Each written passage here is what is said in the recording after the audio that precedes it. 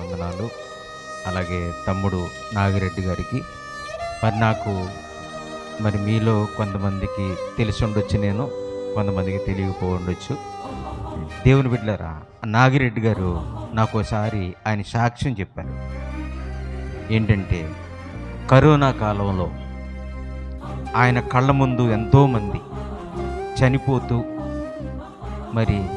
ఎంతోమంది దుఃఖిస్తున్నటువంటి సమయంలో ఆయన కూడా చనిపోతాను అనుకున్నప్పుడు అద్భుతంగా దేవుని యొక్క కృప వల్ల కాపాడబడి ఇలాంటి ఎన్నో దైవ కార్యక్రమాలు ఆయన చేత జరిగించాలి కనుక దేవుని పని నమ్మకంగా చేస్తారు అని తెలిసి దేవుడు ఆయనకి మరణ సమయం నుంచి తప్పించి మన మధ్యలో సజీవ లెక్కలో దాచిపెట్టారు.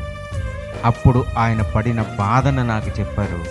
ఆ చెప్పినటువంటి ఆయన సాక్ష్యమే నేను పాటగా రాశాను.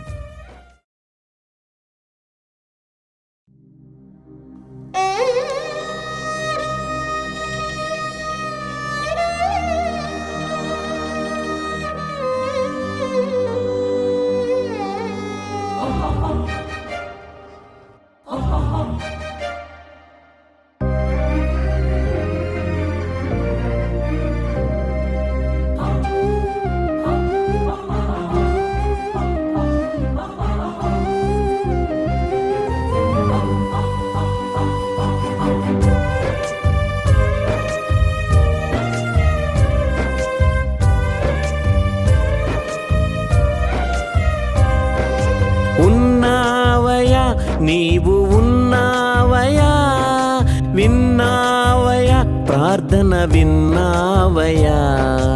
ఉన్నావయా, నీవు ఉన్నావయా, విన్నావయా, ప్రార్థన విన్నావయా. నా కుడి ప్రక్కన 1000 మంది కూలిపోయినా, బ్రతుకు మీద ఆశ చల్లారిపోయినా. నా కుడి ప్రక్కన 1000 మంది రాలిపోయినా, బ్రతుకు మీద ఆశ చల్లారిపోయినా. నీవు లేకపోతే నేను బ్రతకగలనా? నిన్ను మరిచిపోతే నా పేరు చెరిగిపోవును. నీవు లేకపోతే నేను బ్రతకగలనా?